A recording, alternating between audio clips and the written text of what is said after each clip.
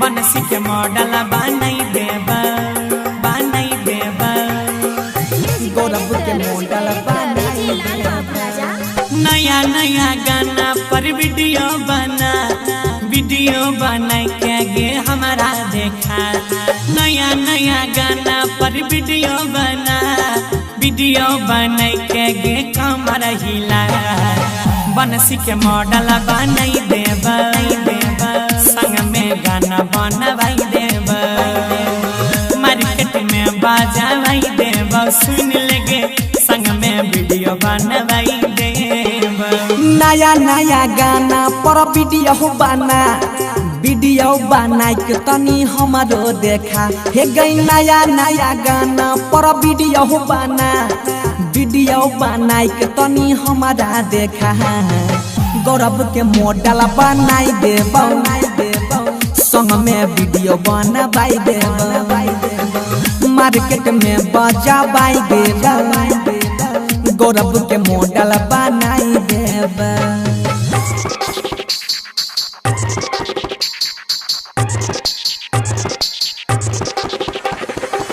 बनसी के मॉडल बनाई देबा गौरव के मॉडल बनाई देबा। यादो पीछू लागल रहता कैमरा बुक रहता हो साटा गे बनसी घर में सटल रहबे डार्लिंग बुक रहता साटा गे।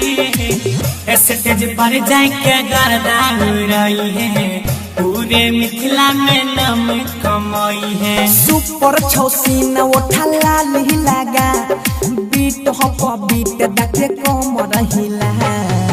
बनसी के मॉडल बनाई देबा संग में वीडियो बनवाई देबा। गौरव के मॉडल बनाई देबा संग में वीडियो बनवाई देबोगे।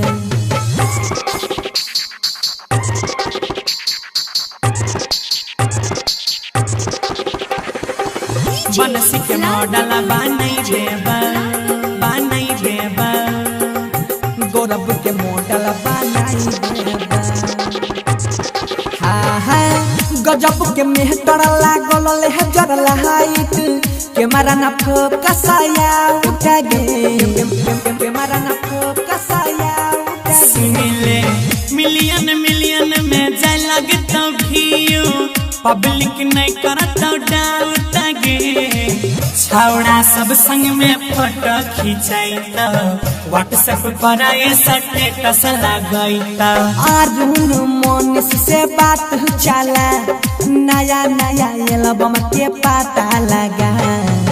गौरव के मॉडल बनाई देबा संग में वीडियो बनवाई देबा। बनसी के मॉडल बनाई देबा संग में वीडियो बनवाई देबा। शांति रिकॉर्डिंग स्टूडियो।